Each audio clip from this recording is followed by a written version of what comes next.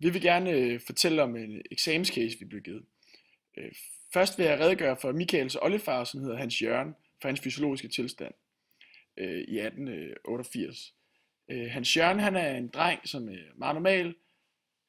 Hans fedtprocent ligger er gennemsnitlig for en dreng på 16 år. Da hans højde er 175 cm, har en vægt på 70 kg. Hans BMI er 22,86, hvilket er meget gennemsnitlig.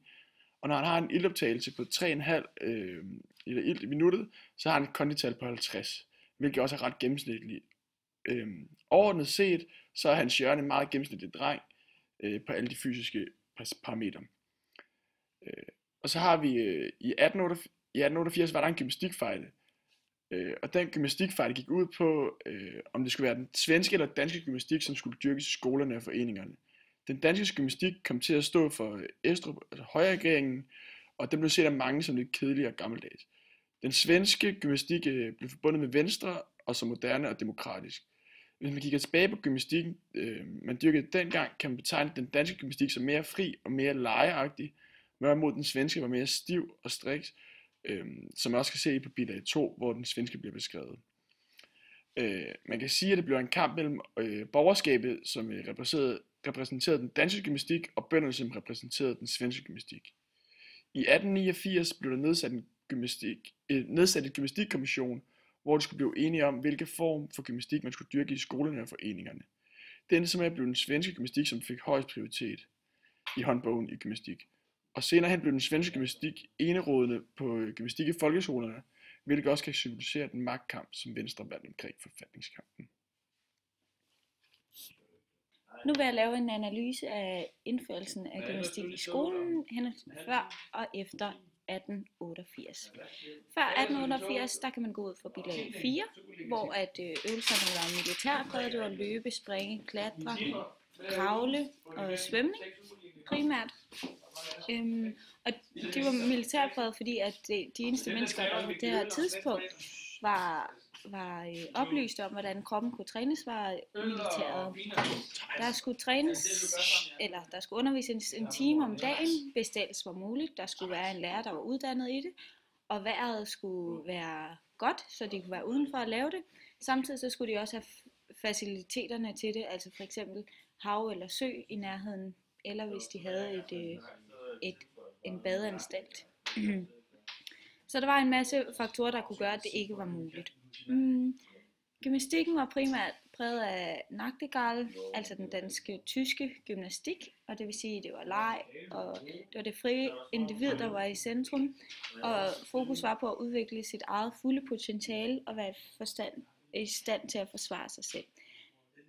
Den her type var primært i byen, og hovedformålet var at danne det hele menneske. Efter 1888, der kan man gå ud fra blandt andet bilag 5, hvor der ligesom skete en ændring i synet på gymnastikken. Nu var det altså en sundhedsvinkling. Der var opstået et samfundsproblem med, at bønderne de gik for meget foroverbøjet, hvilket gjorde deres rygge svage og gav dem skavanker på den måde. Så nu blev fokus at strække ryggen ud og styrke kroppen og gøre den sund på den måde. Der var primært den svenske gymnastik, altså Per Ling. Og det var ligesom, den blev ofte forbundet ved tang. Det vil sige, at det hele foregik på kommando, alle øvelserne. Det var samtidig kollektive øvelser i det, at der var en stor sal fyldt med mennesker, der så fulgte de her øvelser, der blev sagt. Det skulle samtidig, når man så får rettet ryggen op og blev mere oprejst, give mod og selvtillid til bønderne. Og den her gymnastik var så primært på landet. Lidt senere igen, der kom der en vinkling, som Buch stod for, og der blev det mere den fysiologiske sundhed, altså blev kredsløbet også taget ind over det. Det var nogle af de samme øvelser, som Per Ling indførte, men samtidig så blev der sat musik til og noget bevægelse ind imellem. I dag der er det en kombination af både det praktiske og det teoretiske, og noget af det primære ved det er at give elever eller vise elever glæden ved at dyrke motion, og samtidig motivere dem til at fortsætte med dette, efter at de stopper i skole. Der er nemlig et samfundsproblem, og det er, at der er en stigende fedmetendens. Så derved kan det være en samfundsinvestering, det kan være en samfundsinvestering at vise de elever og give dem et nyt syn, som ikke har det som et kapital hjemmefra, ifølge teoretikeren Bourdieu. Vi kan altså konkludere, at der er sket en ændring i formålet fra før 1888 til efter 1888, og det er fra, at man ligesom bare vil træne og styrke og danne det hele, styrke kroppen og danne det hele menneske, så nu er der også blevet efter 1888 er der også blevet en sundhedsperspektivering på det. Derudover er det gået fra individet over til i form af den danske-tyske gymnastik over til fællesskabet i form af den svenske gymnastik ved Paling, og så igen til individet i vores moderne samfund. Vi skal nu perspektivere og sammenligne gymnastikken og idrætten i skolen gennem tiden med den form for idræt, som Michael han dyrker i 2015. Og vi kigger nu på den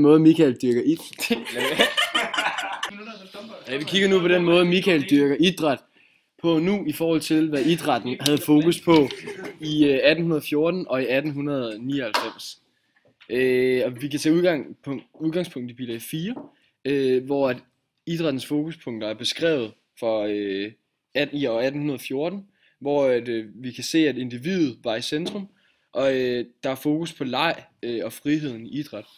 De militære øvelser, de var et krav, da kun militærfolk havde viden om kroppen og bevægelser dengang. I casen ser vi også, at det tidligere major i kavaleriet Heinz Feldmann, som står for idrætstimerne. Denne form for idræt har flere sammenligneligheder til parkour, som Michael udøver. Vi kan her kigge på friheden og individet i centrum, hvor Michael får lov til at udtrykke sig kropsligt med parkour individuelt. Og der er frihed til at eksperimentere med gaden, som han vil.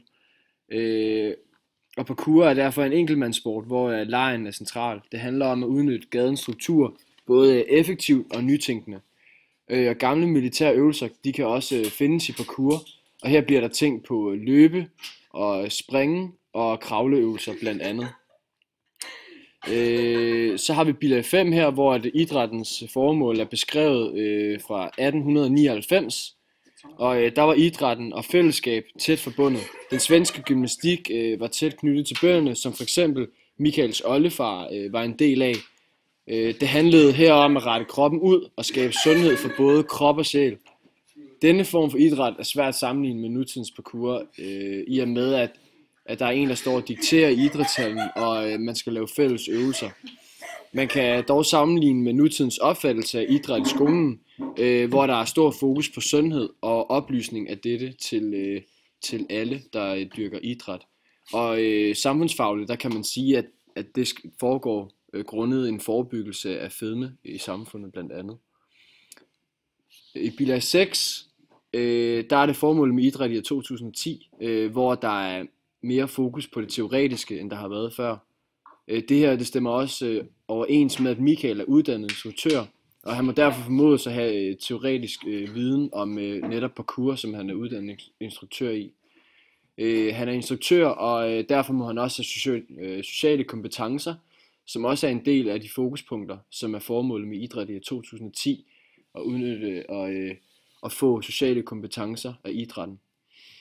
Parkour det kræver en stor selvforståelse og beherskelse af kroppen, hvilket også er en del, man skal lære i idrætten i 2010, og derfor så parkour oplagt til idrætten i 2010, og derfor også i 2015, hvor vi ser, at Michael han dyrker den her form for idræt. Så skal vi vurdere på den baggrund, sammenholdt med nutidens trends i det senmoderne samfund, hvor gymnastikken og idrætten i skolen hvordan den vil se ud i 2030. Og kigger vi på samfundsfaglige tendenser, så ser vi en øget individualisering. Konkurrencestaten indvirker, at mennesket i de mindre samfund også har en større tendens til at konkurrere. Et eksempel kunne være i skolen, hvor elever ikke deler skolearbejde mere, men holder det til sig selv, hvis de synes, de har noget godt. Derfor ser vi også en øget aktivitet i individuelle sportsgrene i nutiden, som vægtløftning, fitness, løb og dertil hørende parkour som individuelle sportsgrene. Man kan derfor forestille sig en større individualitet i idrætten i år 2030. Omvendt så kan man også argumentere for, at individualiseringen og konkurrencen kommer til at fylde så meget i hverdagen i år 2030, at idrætten bliver et samlingspunkt for fællesskab og sammenhold i fremtiden. Det er derfor svært at forudsige, hvordan idrætten vil være i år 2030, men det er 2 bud på og argumenter for, hvorfor at de kan bevæge sig i de her 2 forskellige retninger. Og det var sådan set det, vi havde. Thomas Zaremba, tak for nu. Roger over.